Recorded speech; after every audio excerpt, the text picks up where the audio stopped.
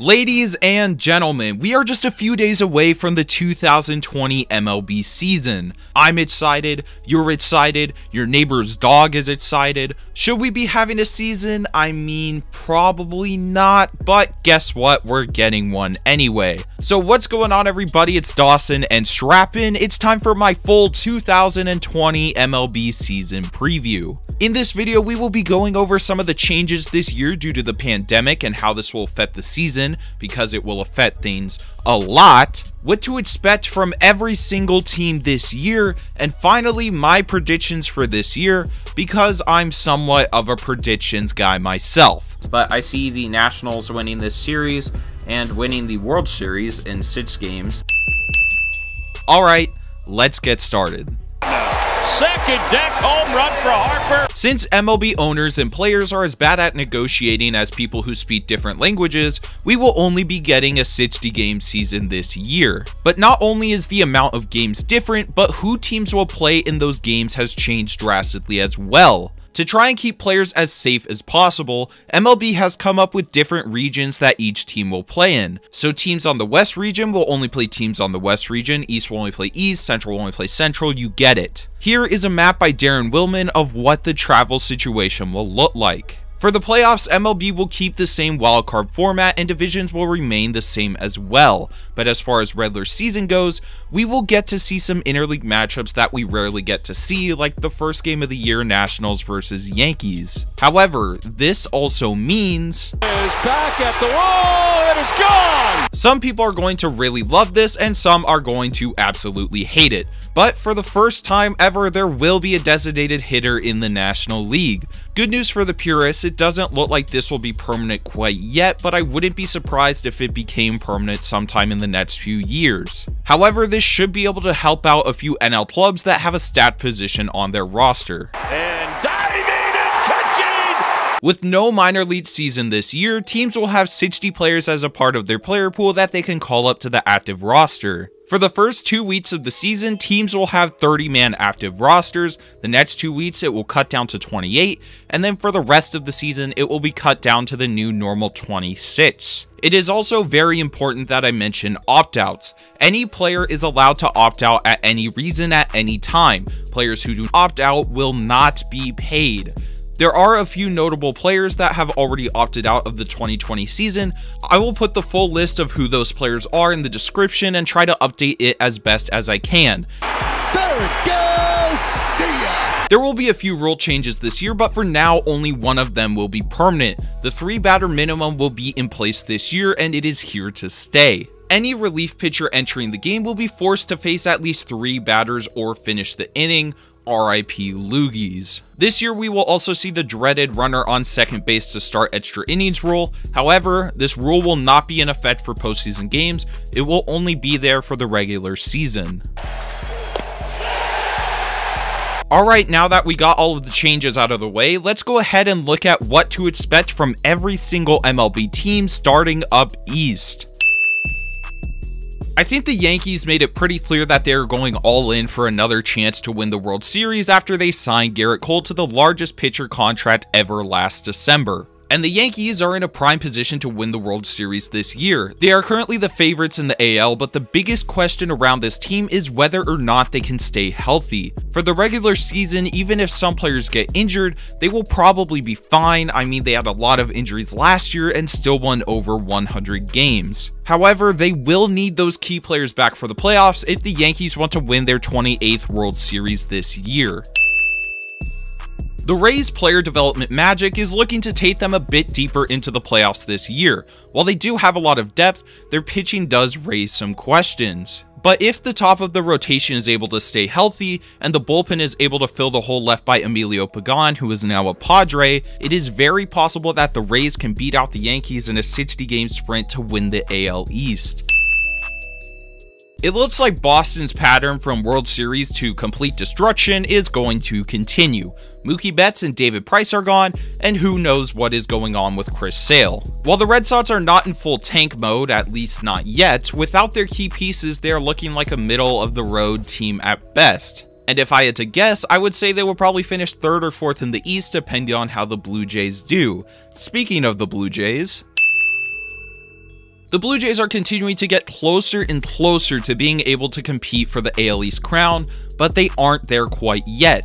The rotation has improved and the Ryu signing was absolutely great. It does look like their #1 prospect Nate Pearson will be called up this year as well. It is possible that the Blue Jays will end up finding themselves in a position to compete for an AL wildcard spot, but even if they do, I don't see them going deep into the playoffs. They aren't there yet, but Blue Jays, you're well on your way. It has been a while, but the Orioles find themselves in the same position as they have the past few seasons. Let the tank continue on. But hey, look on the bright side, the farm is starting to improve and you still have Trey Mancini. After getting swept by the Yankees in last year's ALDS, everyone knew the Twins needed to improve their pitching. So what did they do? They signed third baseman Josh Donaldson to a 4-year deal, taking him into his age 38 season, of course. Now, they did make some improvements to their staff, acquiring Rich Hill and Kenta Maeda, but this isn't the big pitching acquisition a lot of people were expecting. The Twins lineup looks great, and I currently have them as my favorites to win the Central, but I don't see it likely for them to go on a deep playoff run without another big-name starter. Cleveland is in a very weird spot right now. It looks like Lindor will be on his way out soon, and their ace Corey Kluber got traded away in the offseason. But even with all of that going on, the Indians are still contending, I guess. They do have the core pieces right now that are required to pursue a championship, but it seems like their ownership hasn't done anything with the Twins and White Sox on their way up. As for this year, I don't see Cleveland becoming anything more than a wildcard team. It just seems like they aren't motivated to make the changes that could give them a legitimate shot at a championship.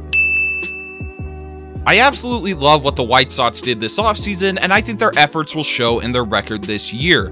They are on their way up, and believe me, they do need some tweaks, but for right now, the Sox are still a very good team. They are kind of in a similar spot as the Blue Jays, but they are just a lot closer to contention right now. The White Sox will give the Twins a run for their money in the Central, but I'd say the more likely scenario right now is for the Sox to make it to the playoffs as a wildcard team if they make it. Royals, may I just say that taking Asa Lacy 4th overall, beautiful. Take all of the chef kisses. But as for the Royals right now, they are getting closer to being able to compete again. Mike Matheny taking over should be great, and getting a few guys back from injury should help improve the team this year. Keep it going, and the Royals could be back to competing maybe even next year. I don't think I really need to sugarcoat things. The Tigers are still continuing to tank and will probably be the worst team in the league this year. At least Mize might get called up, or not, depends if the Tigers decide they want to abuse his service time. The Astros are looking to make it back to the World Series again this year, and man, is the pressure on now. Without any of the players being punished, the Astros should be at full strength. Bregman is one of the more likely contenders for MVP this year, and although they lost Cole, Verlander should still be excellent at the top of the rotation as always. We will see how Dusty Baker does while managing a team with so much controversy, but expect to see the Astros making another deep run in the playoffs if all goes well. You can never really count out Oakland, can you? Most of last year's team that won 97 games is back, and Matt Chapman is ready to explode, especially since he's used to not having that many fans at games. The A's are still a few pieces away from making a deep playoff run, but this year it's looking very likely that they will at least make it back to the wild card. The Rangers did everything they could to put a division contending team on the field for their new stadium, but they just aren't there. While the trade for Kluber was interesting, it looks like he is starting to decline. They still have one of the worst defenses in baseball, and the lineup just won't be able to keep up with the runs the pitching staff gives up.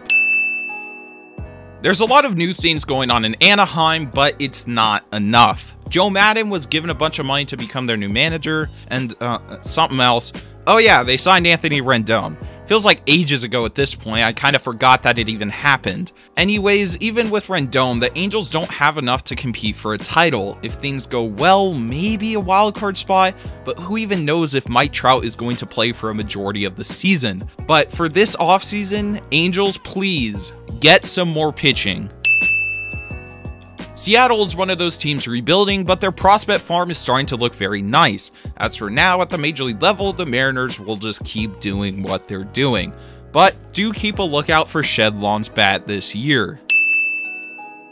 The Braves are still very young, but it's time that they go on a deep playoff run. They have more than enough pieces to do so, and while the loss of Donaldson will hurt, they are still one of the favorites in the National League. Not to mention, they just signed Yasiel Puig to help fill out their outfield. The question with Atlanta isn't whether or not they will make the playoffs, the question has now become with them, how far can they go?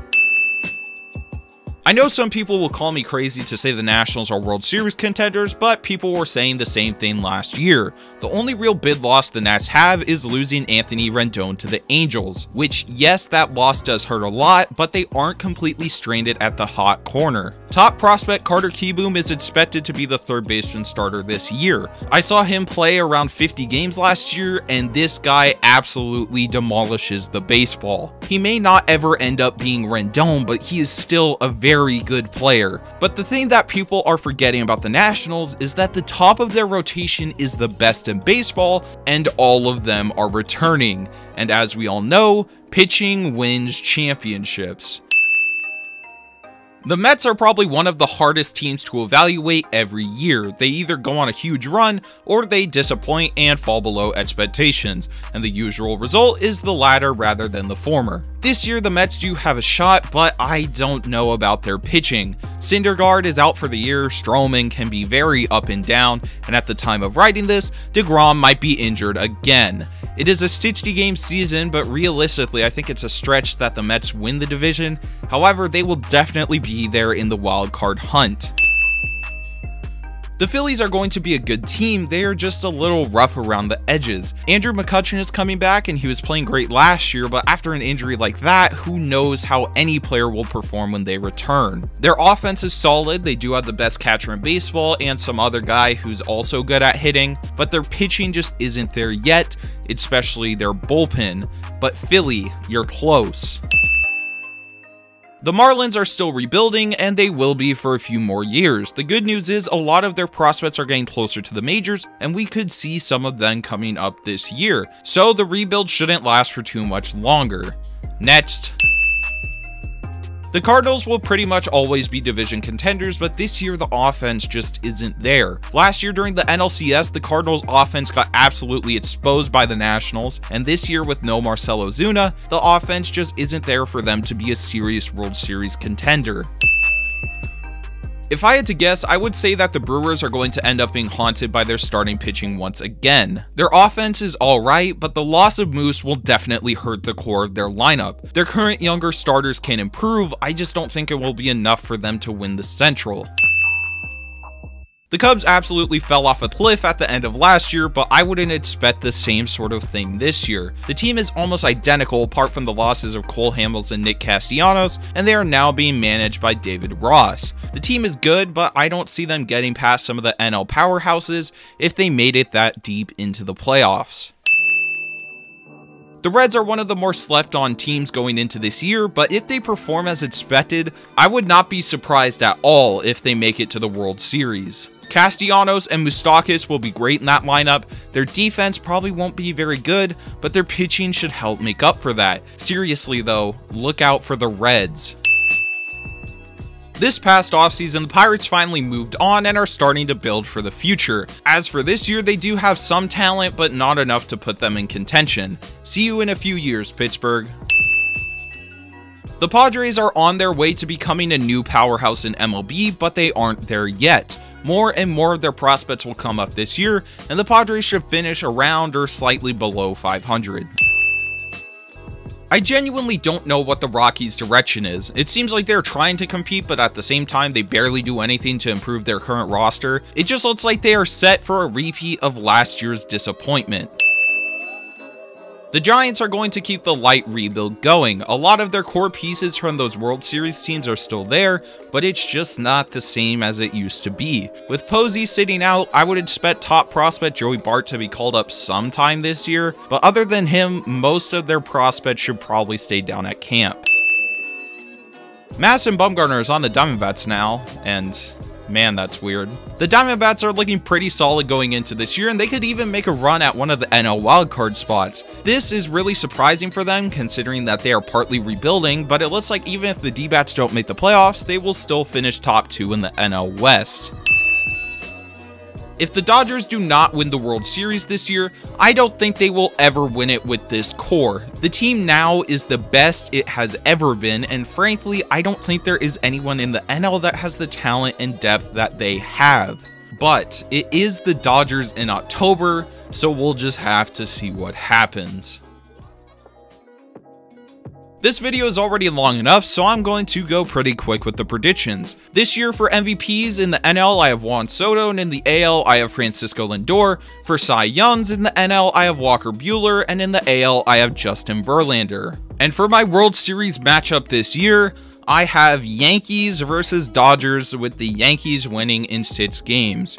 Predictable, yes, I know, and I didn't want to pick this matchup either. But after looking at all the teams this year, I don't see any other teams besides the Astros and possibly the Braves that are very close to the Yankees and Dodgers. Yankees versus Dodgers has seemed like an inevitable World Series matchup the last few years, and if it's ever going to happen, it looks like this year is going to be the year, whether we like it or not. The good news is though, is that this is a 60-game season, and there's really a lot that can happen from teams in that short amount of time, so it can almost be anyone's year this year. Let me know in the comments below, what are your predictions for the World Series this year? Thank you all for watching, and if you enjoyed, be sure to drop a like on the video and subscribe to the channel if you are new. We got new content dropping all season long, and I wouldn't want some of y'all to miss out. Best of luck this year to whatever team you support. I hope y'all have a great opening day, and I will see you guys in the next one. You got some, I wanna get to know you. You got some, I wanna kiss and hold you. Take my love, I wanna give it all to you. Got